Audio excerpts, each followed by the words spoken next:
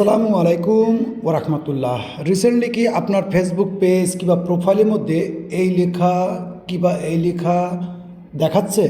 তাহলে এই ভিডিওটা কমপ্লিটলি দেখুন। আমি এখানে স্টেপ বাই স্টেপ দেখাবো এবং বোঝানোর চেষ্টা করব এবং এই সমাধানেরও চেষ্টা করব যে রিসেন্টলি কিন্তু আমাদের অনেক ফেসবুক পেজ কিংবা প্রোফাইলের মধ্যে এই প্রোফাইল হ্যাজ সাম ইস্যু কিংবা ইউর রেকমেন্ডেশন আর সাসপেন্ড, অর্থাৎ মূল কথা বলতে পারেন যে আপনি যে কন্টেন্ট আপলোড করতেছেন বর্তমানে ফেসবুক আর দেখাচ্ছে না, অর্থাৎ আপনার রিকমেন্ডেশন সাসপেন্ড করে দিয়েছে। তো রিসেন্টলি কিন্তু ফেসবুক পেজ কিংবা প্রোফাইলের মধ্যে প্রচুর পরিমাণে এই প্রবলেমটা দেখা দিচ্ছে। ওকে, তো এই প্রবলেমটা যখনই আসবে এটা কী কারণে আসে আর এর সমাধান কি বিস্তারিত এই ভিডিওতে আমরা দেখিনি। ওকে, তো এখানে আমি একটা পেজ ওপেন করে রেখেছি আর এখানে আমরা দেখতেছি ডিফল্টে দুইটা পপ আপ দেখতে পাচ্ছি। সেই পপ আপের মধ্যে একটা বলছে your page has some issue. কেন বলতেছে?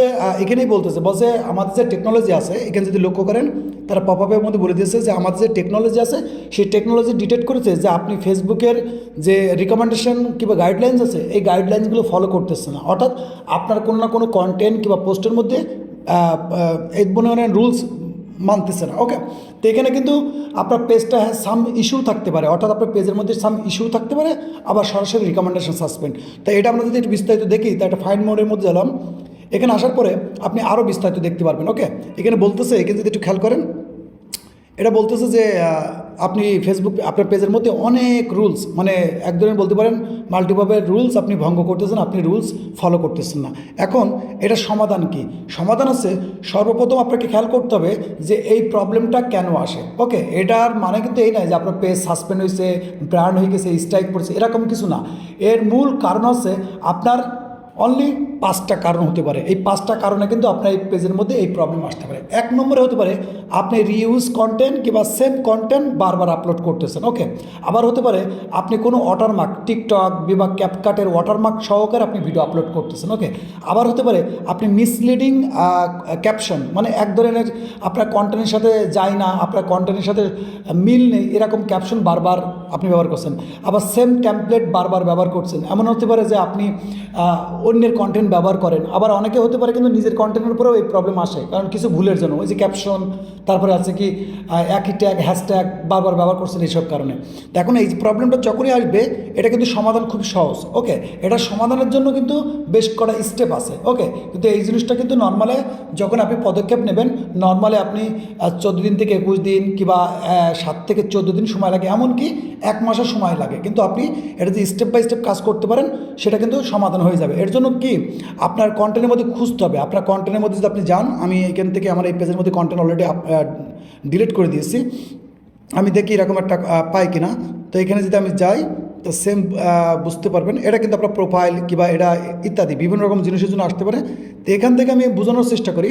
তো এখানে যদি আপনি লক্ষ্য করেন, এখানে কিন্তু দেখেন আপনার পেজ হ্যাজ সাম ইস্যুর মধ্যে পড়ে আছে। ওকে, তার মানে বুঝতে হবে যে আপনার পেজে বর্তমান কিন্তু রিকমেন্ডেশন সাসপেন্ড আছে। তার মানে আপনি এখন যে কন্টেন্ট আপলোড করবেন ফেসবুক কাউকে দেখাবে না, কারণ আপনাকে একটা রেস্ট্রিকশনের মধ্যে রাখা হয়েছে। এর মধ্যে ক্লিক করলাম, সেই সেম জিনিস এখানে দেখেন বলা আছে নট রিকমেন্ডেবল।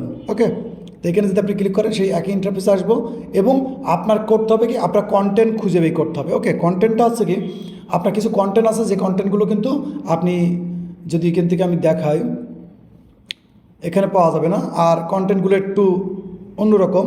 তা আপনার কিছু কন্টেন্ট আছে যে কন্টেন্টগুলো অটোমেটিকলি ডিটেক্ট করেছে, যেগুলোর মধ্যে কিছু না কিছু ভায়োলেশন আছে। সর্বপ্রথম আপনার সেই কন্টেন্টটা ডিলিট করতে হবে। ওকে, 1 নম্বর আছে আপনার যদি কোনো ডুপ্লিকেট কন্টেন্ট থাকে, ওয়াটারমার্ক কন্টেন্ট থাকে, সেই কন্টেন্টগুলো আপনি সরাসরি ডিলিট করবেন। ডিলিট করার পরে আপনার কাজ থাকবে আপনি একটানা 7 দিন 14 দিন কিংবা বলতে পারেন 14 দিন কিংবা 21 দিন আপনি প্রতিদিন রেগুলার অরিজিনাল কন্টেন্ট আপলোড করবেন। ওকে, অরিজিনাল কন্টেন্ট যখনই আপলোড করবেন নর্মালি দেখবেন 7 দিন 14 দিন কিংবা 21 দিনের মধ্যে আপনি যখন রেগুলার আজকে এই জিনিসগুলো খেয়াল রাখবেন যে আপনি যে ভুল ত্রুটি হয়েছে এই ভুল ত্রুটিগুলো বাদ দিয়ে আপনি অরিজিনাল কন্টেন্ট যখন রেগুলার আপলোড করবেন, নর্মাল দেখবেন 7 দিন 14 দিন কিংবা 30 দিনের মধ্যে অটোমেটিকলি কিন্তু আপনার রিকমেন্ডেশন আবার অন হয়ে গেছে, মানে সাসপেন্ড যেটা ছিল সেটা কিন্তু ঠিক হয়ে গেছে। কারণ আমি বলেছি যে প্রতি বছরে কিন্তু ফেসবুকের অ্যালগরিদম আপডেট হয়, প্রতিনিয়ত কিছু না কিছু পরিবর্তন হয়। তো এই যে নতুন বছরে অনেক পেজের মধ্যে দেখবেন recommendation suspend, page has some issue, বিভিন্ন রকম। তো এই যখন আসবে তখন আপনাকে কন্টেন্ট খেয়াল রাখতে হবে যে আপনার কন্টেন্টের মধ্যে কোনো ভুল ত্রুটি আছে কিনা।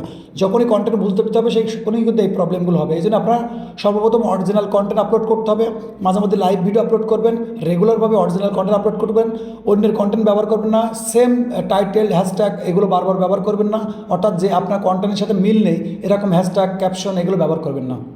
যদি এইভাবে সংশোধন করে নেন আর আপনি যদি রেগুলারভাবে অরিজিনাল কন্টেন্ট আপলোড করেন তো অটোমেটিকলি এই রিকমেন্ডেশন সাসপেন্ড কিন্তু আবার অন হয়ে যাবে। এই রিকমেন্ডেশন সাসপেন্ড মানে এই নয় যে আপনার মনিটাইজ চলে গেছে, এরকম না, এরকম কিন্তু না। রিকমেন্ডেশন সাসপেন্ড মানে আপনার পেজের যে নতুন করে ভিডিও আপলোড করবেন, কন্টেন্ট আপলোড করবেন, এটা অন্য মানুষকে দেখাবেন, একদম মনে করেন এক ধরনের ঘরবন্দি টাইপের এখন রাখা হয়। ওকে, তো এই ছিল ভিডিও। যদি ভিডিও ভালো লাগে লাইক কমেন্ট শেয়ার করে দেবেন, আর এই বিষয়ে যদি আরও কোনো মতামত থাকে তো ইনশাল্লাহ অবশ্যই কমেন্ট করবেন।